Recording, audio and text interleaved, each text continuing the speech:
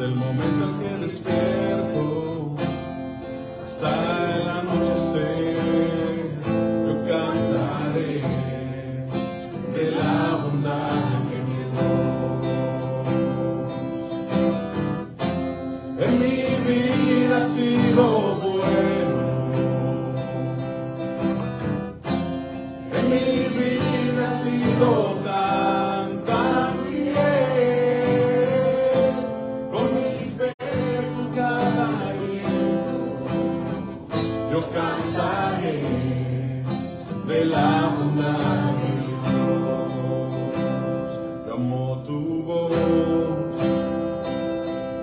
me has guiado por el fuego, cerca estás en la oscuridad. Te conozco como Padre y como amigo fiel. Mi vida está en la bondad de Dios. En mi vida ha sido bueno, en mi vida ha sido tan fiel, con mi ser, con cada aliento, yo cantaré de la bondad de Dios. Yo cantaré de la bondad de Dios.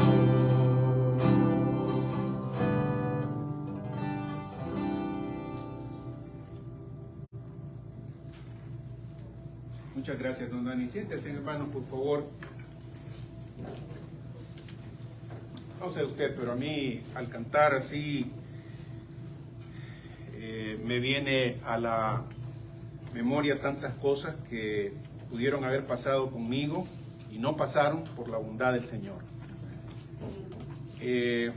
Locuras de bicho, locuras de cipote, decimos en El Salvador, ¿no? Tantas cosas por las que pasamos, sinceramente. Ahorita nada más me estaba acordando que en El Salvador hubo un tiempo difícil durante la guerra de guerrillas que hubo ahí. Yo era un adolescente, sinceramente, en ese tiempo haciendo cosas descuidadas, como los adolescentes hacen un montón de veces, ¿no? Y que no me morí, sinceramente, porque el Señor tenía sus planes para conmigo.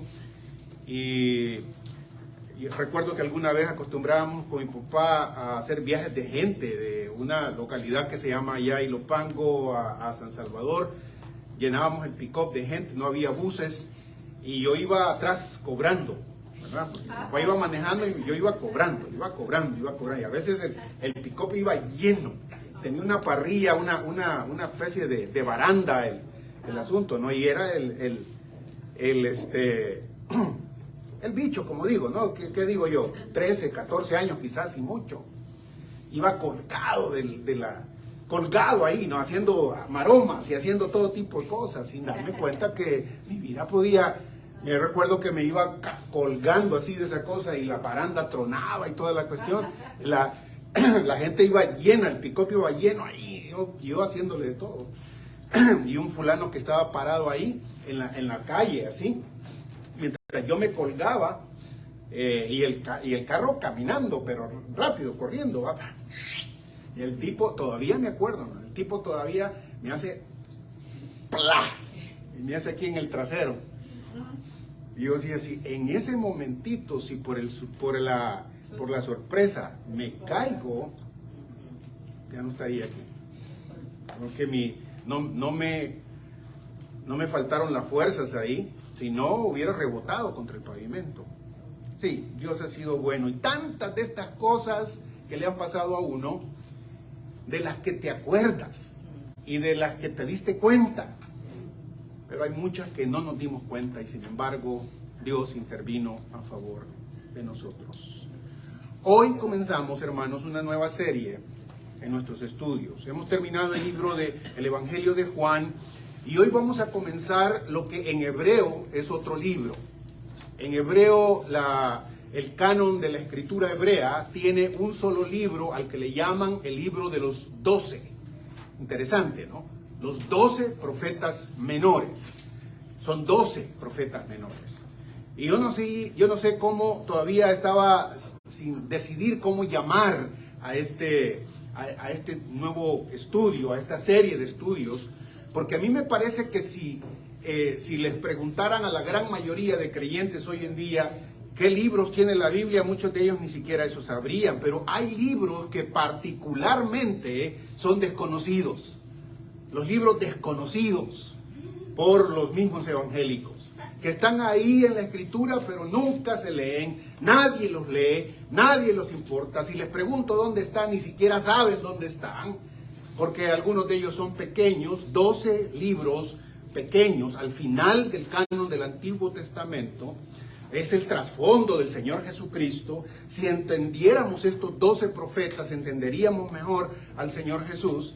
Cada uno de estos libros son cortos en su mayoría, y lo que yo voy a tratar de hacer en esta nueva serie es, en algunos casos como hoy, darle simplemente una especie de bosquejo para que entendamos el contenido central de cada uno de estos libros. Un contenido que no es complicado, contenido que no es difícil de entender, pero que muchas veces no nos gusta.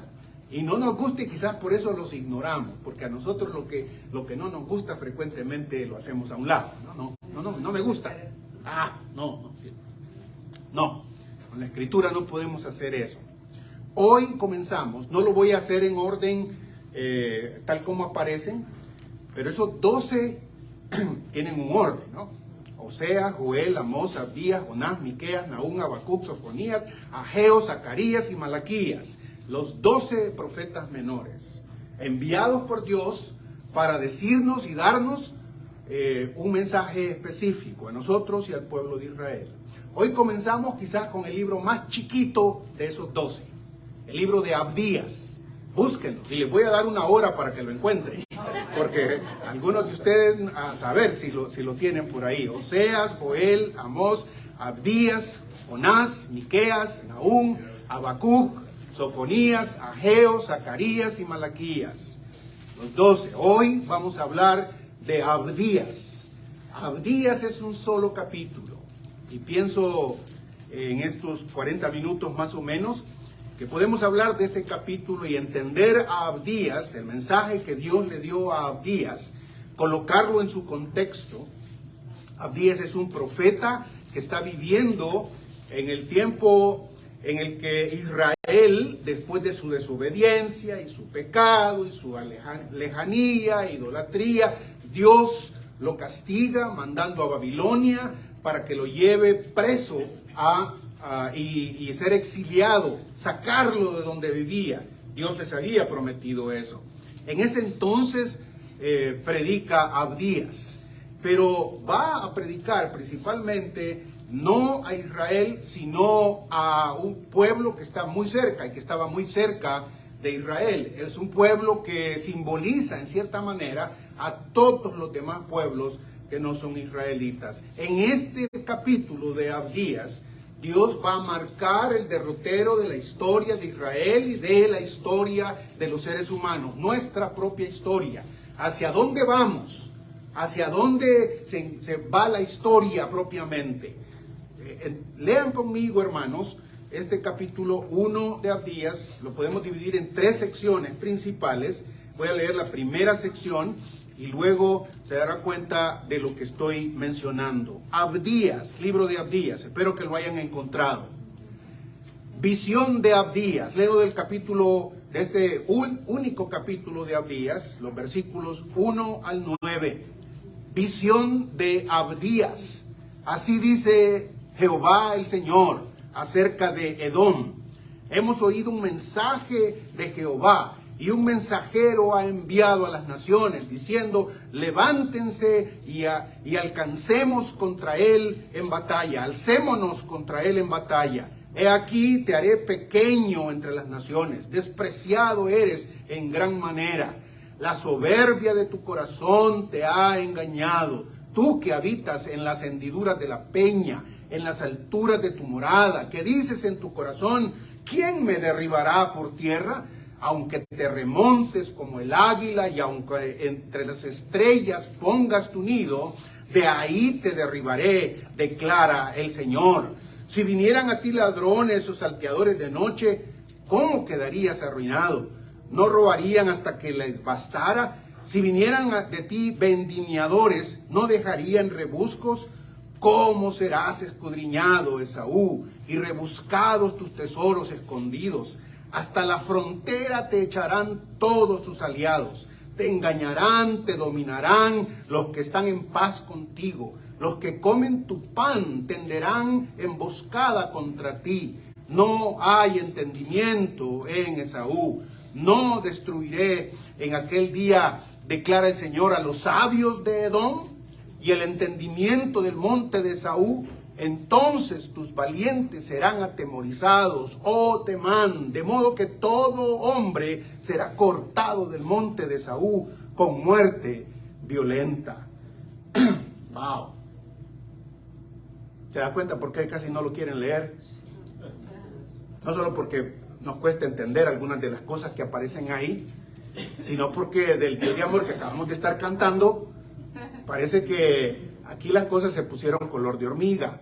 Y digo color de hormiga porque la color de hormiga, cuando decimos eso, queremos decir color negro muchas veces, ¿no? Pero las hormigas no son negras. Las hormigas son rojizas, muchas veces, la gran mayoría. Y Edom es la palabra que de alguna forma habla de algo rojizo. Edom es otro nombre para Esaú. ¿Recuerdan quién era Esaú? ¿Quién fue Esaú? Esaú fue el hermano de Jacob, aquel con el que tuvieron problemas, Jacob, hijo de Isaac, aquellos que se pelearon y que Jacob lo engañó, y Esaú desarrolló todo un odio ancestral, generacional por su hermano Jacob. Se formó un gran pueblo de parte de Esaú, Edom, el nombre de ese pueblo, y estos edomitas vivían al sureste de donde vivían los israelitas, de tal forma que cuando Dios sacó a Israel de Egipto y los hizo regresar a Palestina, si ustedes han leído la escritura y deberían haberlo hecho, se acuerdan que los israelitas iban pasando, tratando de llegar, después de haber salido de Egipto, tratando de llegar a Palestina, y uno de los únicos pueblos que no los quería dejar pasar eran los edomitas. Los descendientes de Esaú no van a pasar por aquí. Y Dios le dice a Israel: Edom es tu hermano, trátalo bien, trátalo con cuidado, no tienes que maltratarlo. Mientras Edom estaba maltratando a Israel, Dios le dice a Israel: es tu hermano, no lo maltrates, no lo maltrates. Pero Edom no hace caso. Durante toda la existencia de Edom, el pueblo de Esaú, los descendientes de Esaú, van a alojarse en esa región sureste de Palestina. Ahí se van a trabajar una de las fortalezas más grandes conocidas en el mundo antiguo. Inclusive hoy, si usted viaja y pide ir a la región de Petra, por ejemplo, es la capital de Edom, capital de Esaú, donde vivía Esaú. Era una montaña rodeada de montañas, inexpugnable, la verdad. Era un lugar que estaba prácticamente escondido, estaba en una cúspide llena de piedra caliza, fuerte, granito. Era esa ciudad. Y en esa ciudad, Edom se había alejado de Dios, se había alejado de Israel, pero no, las cosas no llegaron hasta al tope ahí. Cuando Dios castiga a Israel y manda a los babilonios a que saque a Israel y se lo lleve preso, Edom, el hermano de Israel, va a participar y se va a unir con los babilonios y va a no solo a ultrajar, no solo a burlarse, no solo a hacerle sugerencias a Babilonia, sino que él mismo va a colaborar matando a los israelitas, despreciando a los israelitas. Nos dicen los historiadores, si ustedes leen, que los israelitas, huyendo por lo que Babilonia, este imperio, les estaba haciendo, llegan tratando de encontrar ayuda en los edomitas, y ellos los matan y ellos los entregan. ante esa realidad de un mundo injusto, de un mundo que aun cuando Dios les ha mostrado bondad, no quieren y más bien se vuelven peores, ante esa realidad, Abdías escribe. Y le escribe a Edom, principalmente: te voy a pasar la cuenta. Te voy a pasar la cuenta. En los primeros versículos que acabamos de leer, miramos a un pueblo orgulloso, soberbio, que precisamente por sus alcances y por el lugar en donde ha trabajado su ciudad, una ciudad inexpugnable, una ciudad, una fortaleza, unas mansiones increíbles, se piensan que están fuera del alcance de Dios. Los primeros versículos que acabamos de leer nos narran precisamente lo que Dios le va a hacer a Edom y a Esaú, a estos, y les va a decir: aun cuando te hayas hecho la ciudad que te hayas hecho, aun cuando te hayas hecho una reputación de ser sumamente grande y altivo, yo te voy a hacer pequeño. Yo te voy a humillar. En el versículo 2, he aquí que te haré pequeño entre las naciones. Despreciado serás en gran manera, Edom. ¿Por qué? Note esto, por favor, y aquí esto es algo central. Yo no puedo gastarme todos los detalles que quisiera, y hoy después de la predicación en nuestra escuela dominical, pues que podamos hablar un poquito con más detalles de esto. Pero lo central con lo que Dios va a tratar en estos primeros versículos, y por lo que le asegura el castigo a Edom, a este grupo de personas aisladas, amargadas, indiferentes, a esto que él les asegura su juicio, comienza con esa descripción que él hace: tu soberbia, la soberbia de tu corazón te ha engañado. Tú que habitas en las hendiduras de la peña, en las alturas de la montaña, que dices en tu corazón: ¿quién me va a derribar? Nadie. Yo puedo seguir haciendo lo que quiera. Al fin de cuentas soy joven, soy fuerte, soy inteligente, tengo una arquitectura de las mejores. Nadie me puede alcanzar acá. Y los historiadores dicen que sinceramente era dificilísimo para los ejércitos enemigos llegar donde estaba Petra. No podían, es una ciudad bloqueada naturalmente, y eso había desarrollado en los edomitas una soberbia, un orgullo. Si hay algo con lo que usted y yo debemos estar familiarizados una y otra vez, porque Dios lo dice una y otra vez, Dios se opone a los soberbios, Dios se opone a los orgullosos, Dios se opone a aquellos que se creen, a aquellos que les vale, a aquellos que dicen: no me importa, yo voy a hacer lo que puedo, lo que voy a hacer, y a mí, ¿quién me va a lograr hacer algo? Pero debemos tener cuidado, porque muchos de nosotros pensamos siempre que los otros son soberbios, y no nos damos cuenta que, como dice este texto, en tu corazón, tu soberbia te ha engañado. Y piensas: a mí no me va a pasar nada. Yo voy a seguir haciendo lo que quiera hacer. A mí no me va a pasar nada. A fin de cuentas, como les digo a ustedes, a veces nosotros somos así. A mí ¿qué me va a pasar? Yo soy inteligente, tengo plata, soy bien parecido, soy joven. ¿Qué más? Usted dígame. A nivel individual, la soberbia nos llena muchas veces de esta actitud y mostramos indiferencia. Y Dios le dice a Edom: cuidado, es tu soberbia la que te ha hecho esto, tu soberbia te ha engañado y crees que no te puede pasar nada. A nivel individual y a nivel de naciones esto es típico. Todas nuestras naciones gozan de un tipo de soberbia. Los Estados Unidos, soberbios, son los mejores del mundo, ¿no es cierto? ¿Quién los puede encontrar? China quizás, nada que ver, nada que ver. Los salvadoreños, soberbios. Los mexicanos, soberbios. Los venezolanos, soberbios. Hay algo interesante en este pasaje. Insisto, no puedo, yo quisiera gastarme un año en Abdías.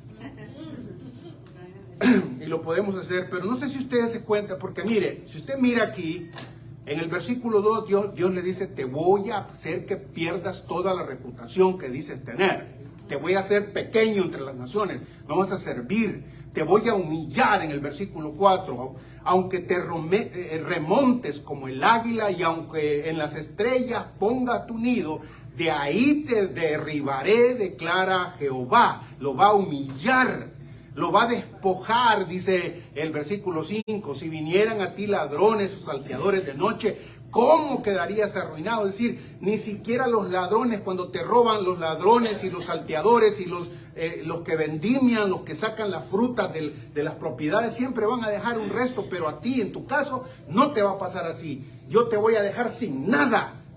Yo te voy a dejar sin nada, te voy a despojar completamente. No solamente eso, fíjese en el versículo 6 y versículo 7, esto para mí es relevante hoy en día. Te voy a derribar, le dice el pasaje aquí, pero mire el versículo 7. Hasta la frontera te echarán todos tus aliados, te engañarán, te dominarán, vas a ser oprimido, dominado y deportado. Hasta la frontera te van a echar aquellos que...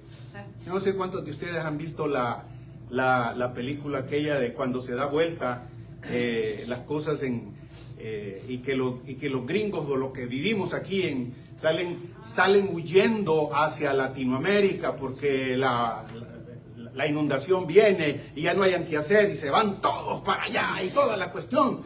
¿Dónde se acabó toda la soberbia? Pues, ¿dónde se acabó toda la soberbia? Y aquí en ese pasaje lo que dice es así. ¿Te acordás? Aquellos que tú viste cuando Babilonia venía a destruir Jerusalén y la estuvo destruyendo, tú en lugar de ayudar, mataste.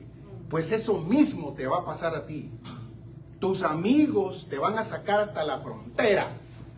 En lugar de tener tantos mexicanos, salvadoreños, hondureños, venezolanos, haitianos en la frontera de los Estados Unidos, ¿qué tal si estuviéramos con anglosajones, británicos, qué sé yo, canadienses, qué sé yo, tantos en la frontera con México, en la frontera con El Salvador, y simplemente le dice, aquí no vas a pasar? Qué horrible, ¿no? Qué horrible. Pero hay algo también que en este pasaje, antes de pasar a la segunda parte del mensaje de Abdías, es que las imágenes que toma Abdías son bastante interesantes. Le dice a Edom, le dice, aunque te tomes las alas de una águila y te remontes a las alturas, y aun cuando subas a los cielos y en las estrellas pongas tu morada, de ahí te voy a bajar. Uno piensa, le estaba diciendo a mi esposa un día de estos, es increíble que los Estados Unidos, China, India, Rusia tienen suficiente plata para mandar hombres a Marte, a la Luna, y todavía estar pensando en ir a Plutón. Y en nuestro mundo existen millones de niños que se mueren de hambre y no se hace nada para eso, o muy poco se hace comparado con esto. Aun cuando te vayas a Plutón, de ahí te voy a bajar para mostrarte quién es el que manda de verdad y recordar tu soberbia. Aunque dices que no te va a pasar nada, no te va a pasar nada, no me va a pasar nada, dice el Señor, yo voy a hacer esto, aunque tomes las alas de un águila. En Guatemala el ave nacional, ¿se acuerdan cuál es? El quetzal, sí, bueno, solo los guatemaltecos saben. Yo no soy guatemalteco. Somos medio guatemaltecos y lo sabemos. Entonces, el himno nacional de Guatemala dice, en medio, dice, hablando del quetzal, ojalá que remonte su vuelo más que el águila y el cóndor, más que el águila y el cóndor, o más que el cóndor y el águila real. Allá ese paisito con un quetzalito quiere tener las mismas alturas que tiene el águila real de los Estados Unidos y también el cóndor de Perú, de Ecuador, de los grandes países de Sudamérica. Y todos somos soberbios, al fin de cuentas, como decía Arjona, ¿no? Si las cosas fueran diferentes, si el norte fuera el sur, sería la misma porquería, dice fulano, y en eso tiene razón. Somos soberbios. Pero a este soberbio, Dios le dice, no se te olvide, en tu corazón has sido soberbio, y yo te voy a bajar de ahí. La certeza, la manera en que Dios afirma esto, hermanos, no la debemos pasar por alto. No la debemos pasar por alto porque en el caso de Edom, Dios fue fiel a su palabra. Edom no se compuso y lo va a destruir hasta dejar ninguna huella de Edom. De hecho, en el último del libro de Malaquías, el último de los profetas menores, Edom está destruido, pero en su soberbia dice, me han destruido y me voy a recuperar. Y Dios dice, recupérate pues, y te voy a echar otra vez para abajo. Cuidado. Esta imagen del águila y de las estrellas es la misma imagen que se ocupa para describir al tipo de Satanás que aparece en Isaías y en Ezequiel. El hombre y la mujer que se quiere elevar sobre todos y que es soberbio. Al fin de cuentas, yo no necesito de Dios. Y Dios te dice, yo te voy a alcanzar, tarde o temprano. Te voy a alcanzar y me vas a ver. No queremos ver a Dios de esa forma. No, oiga, Dios se opone a los soberbios, pero da gracia a los humildes. No, yo sé, no muchos amenes para eso, pero ni modo, es parte del asunto. Segunda parte de Abdías, escuche, esto lo que acabamos de mirar es la certeza con que Dios propiamente anuncia la destrucción del soberbio.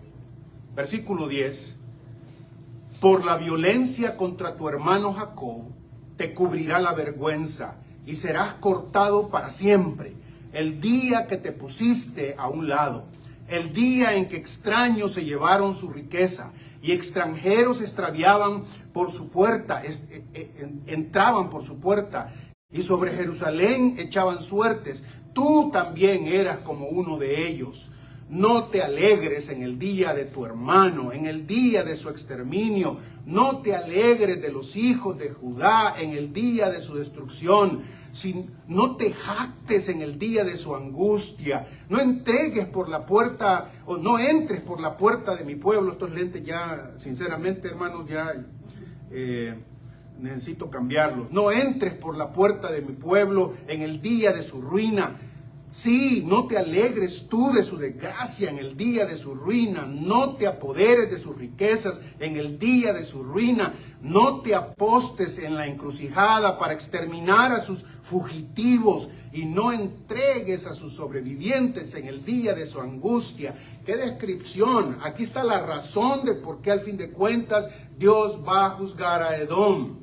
Porque en el momentito, en el día, como se dice aquí, por lo menos hay 7 veces en lo que Dios le dice a Edom, yo te estaba mirando en el día que al otro le iba mal, en el día que al otro le iba mal, en el día que que a aquel le fue mal, tú te alegraste, tú te regocijaste, tú te aprovechaste, tú eras indiferente, indolente otra vez. Le hiciste violencia a tu hermano, por eso te voy a castigar. No es fácil, hermano, sinceramente, a veces uno piensa que cuando el que te ha hecho mal, cuando el que te ha hecho daño, le va mal, es bien fácil uno ponerse a decir, lo merecía, qué bueno que le pasó esto, qué bueno que le pasó esto. Perdónenme la expresión, estoy igual como en uno de esos posts, ¿verdad? Que dice, ese y póngale el blanco ahí. Ese tenía que terminar así. Y dentro de nosotros nos regocijamos a veces por el mal que le puede venir a otra persona. Y olvidamos este tipo de pasajes en donde Dios dice, yo te estoy viendo. Yo te estoy viendo. Por la violencia que le hiciste a tu hermano, te cubrirá la vergüenza y serás cortado para siempre. Violencia contra tu hermano. Por la indiferencia, el día en que a él le tocó sufrir, tú te pusiste de lado. Esa forma de hablar, el versículo 11, el día que te pusiste a un lado, Estos edomitas estaban viendo que al otro lo estaban matando y ellos... Esto es indiferencia, indolencia. Esto es no querer poner atención. Esto es a mí me vale. Lo que te está pasando a mí no me importa. Esto es el Dios que se está fijando. Otra vez, el mismo que se alegra por el mal ajeno. No te alegres, no te alegres, no te alegres, no te jactes. Versículo 12 al final. No te jactes, a mí no me va a pasar. A ellos sí.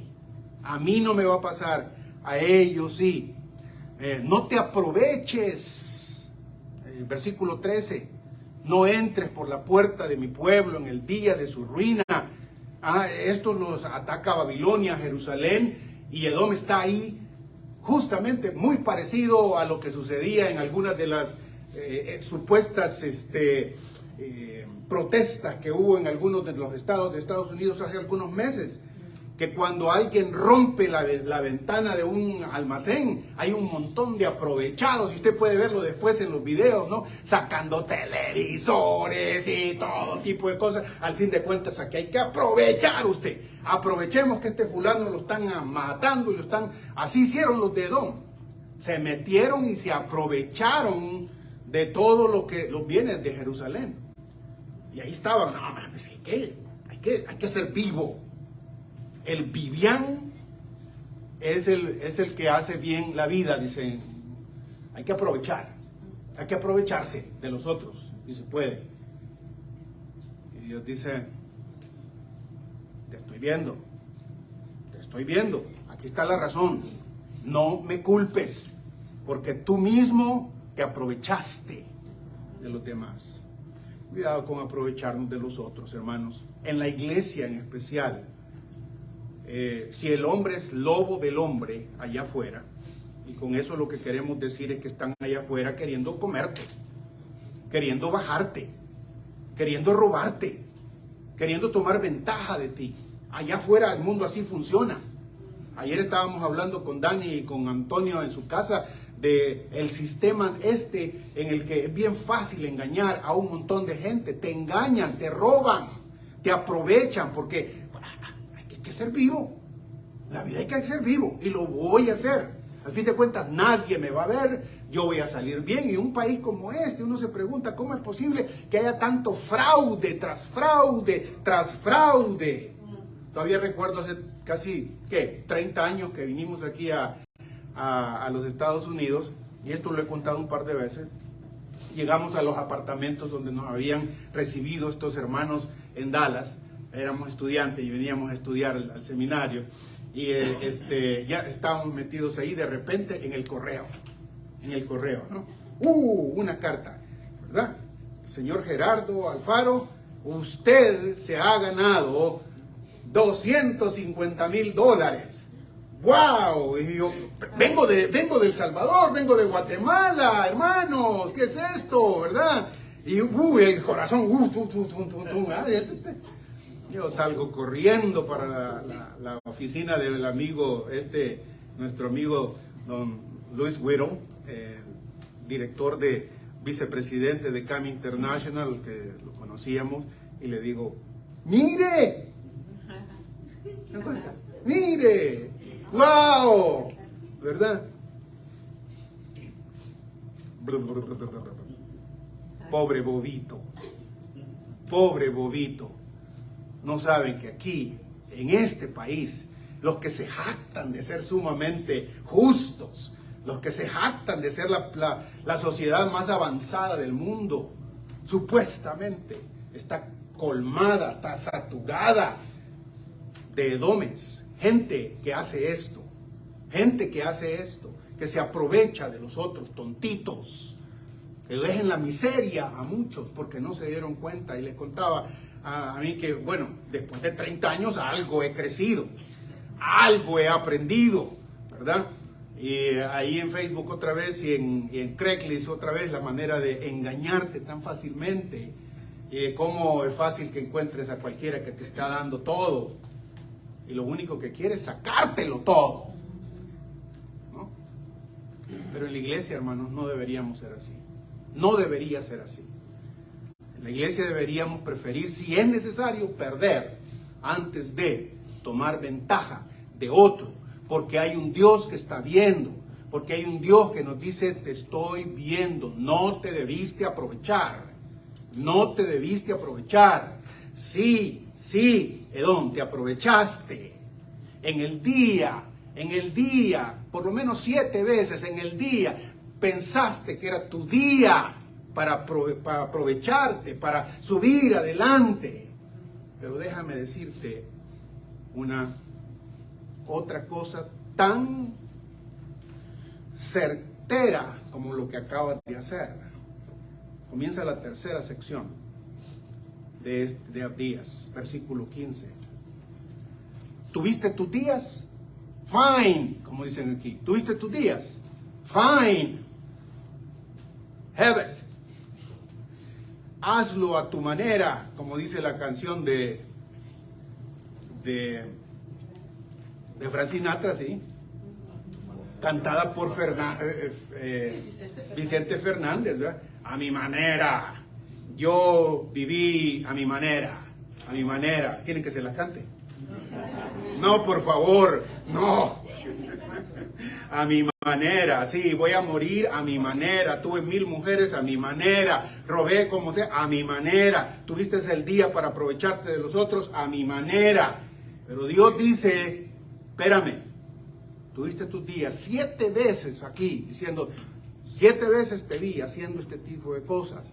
Te alegraste del mal ajeno, te jactaste del mal ajeno, te aprovechaste del mal ajeno, te propiamente exterminaste a los otros con tal de subir tu día. Escucha esto, sin embargo, versículo 15, porque se acerca el día del Señor. Porque viene el día del Señor, versículo 15, esta es la tercera parte de Abdías. Porque se acerca el día de Jehová sobre todas las naciones. Quiere decir que Dios no solo le ha estado poniendo atención a Edom y a Jerusalén, sino a todas las naciones, incluyendo la mía y incluyendo la suya. Se acerca el día de Jehová sobre todas las naciones. Como tú has hecho, te será hecho. Tus acciones caerán sobre tu cabeza.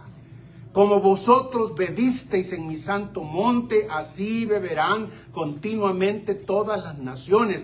Esta imagen, este símbolo de la copa, es algo típico en la cultura hebrea, para describir el dolor, para describir algo que va hasta lo más hondo de nuestro ser. Se habla siempre de tomar una copa. El Señor Jesucristo en Getsemaní hablaba de la copa que estaba a punto de tomar, algo que iba a ser amargo, algo que iba a ser difícil y que iba a pasar por él, por todo él, ¿no? Él cargando con nuestro pecado, por supuesto. Pero aquí otra vez la imagen de la copa, es decir, ustedes le hicieron pasar a Jerusalén un momento y a los judíos un momento dificilísimo, trágico, horrible, cruento, brutal. Pero te deben saber esto también. Como vosotros bebisteis en mi santo monte, así beberán continuamente todas las naciones. Beberán y tragarán y serán como si no hubieran sido. Nosotros los estadounidenses, perdónenme, ¿verdad? Nos jactamos de una nación que tiene 300 años. ¿Cuánto tiene? 300 años no es nada en la historia del ser humano. Hubo naciones e imperios que duraron muchísimo y ahora son nada. Ahora son nada. El imperio griego, el imperio romano, el imperio babilónico, el imperio persa, el imperio egipcio, son nada hoy. Igual, con esto dice el Señor, viene el día del Señor, viene el día de Jesús en el Nuevo Testamento. Vengo pronto, así termina Apocalipsis, vengo pronto.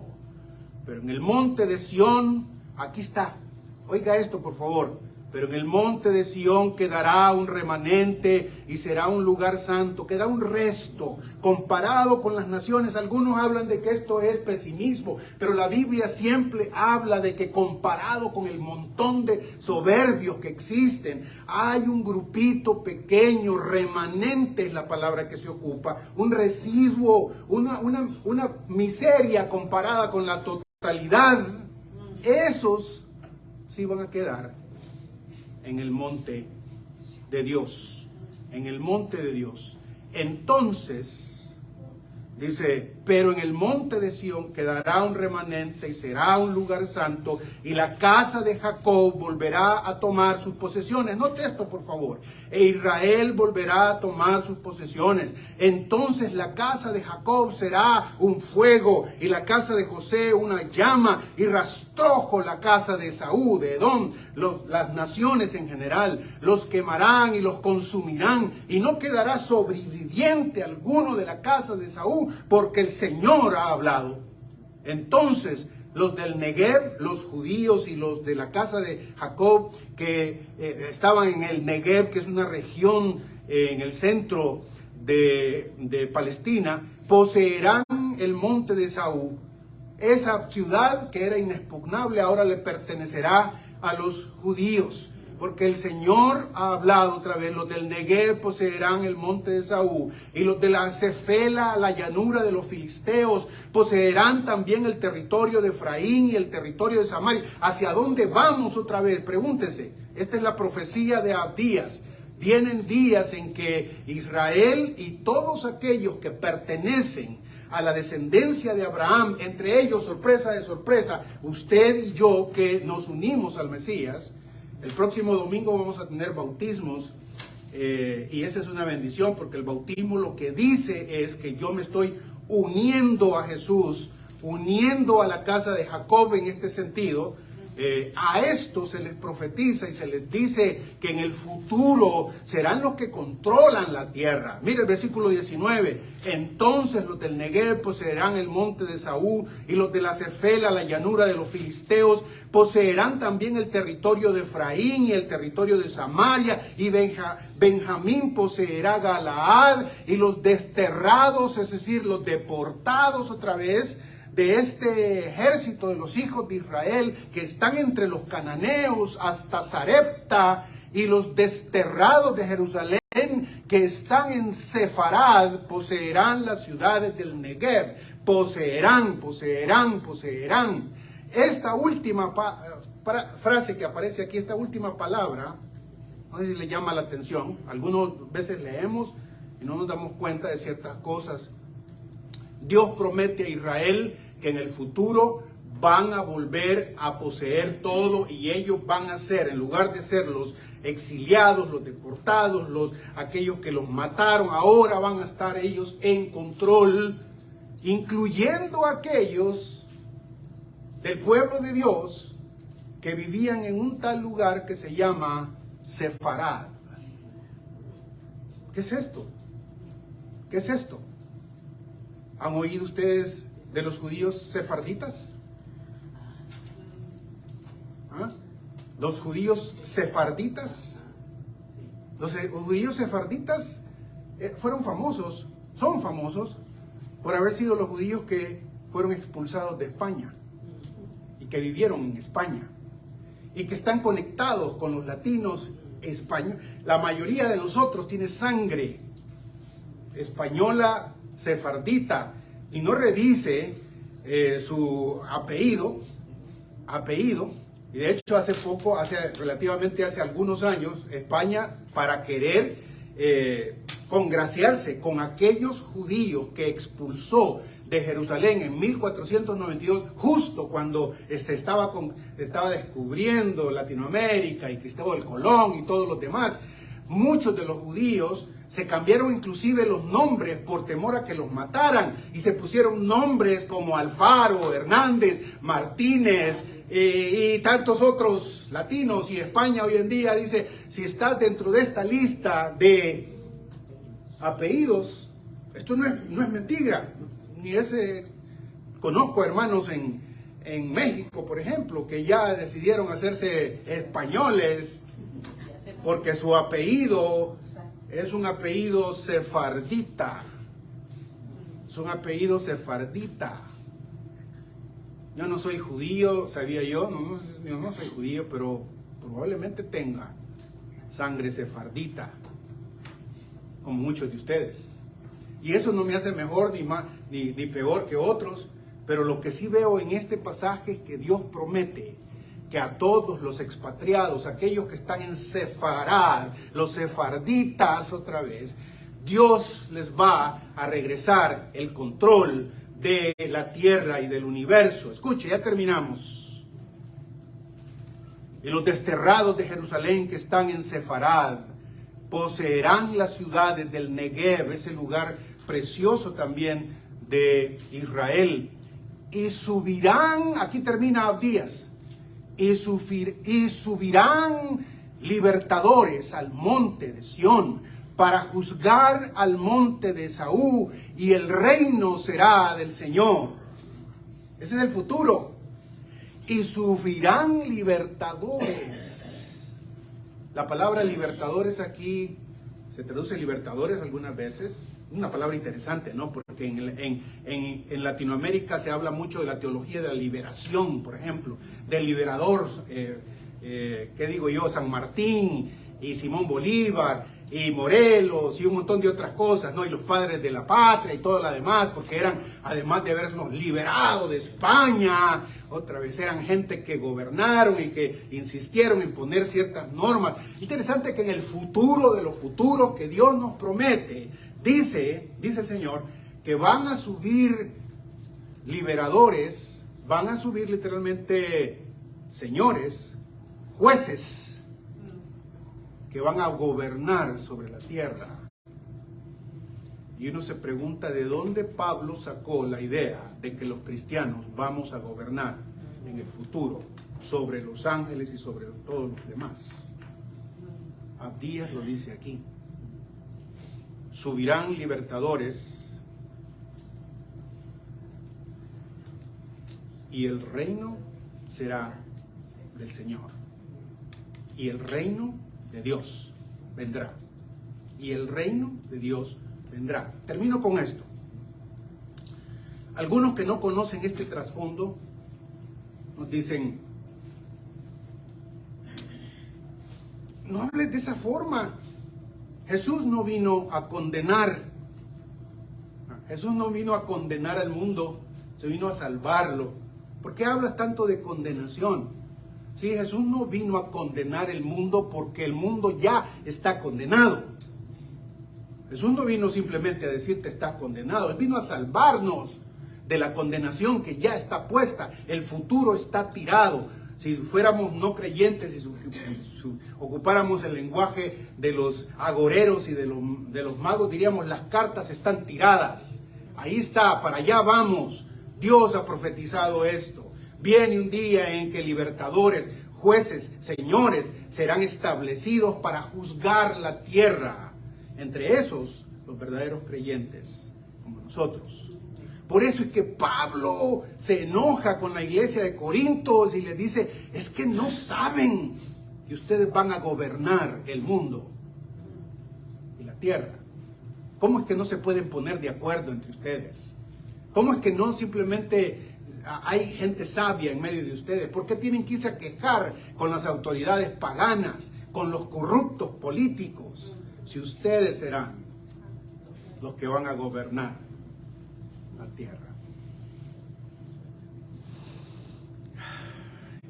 Y el reino será del Señor.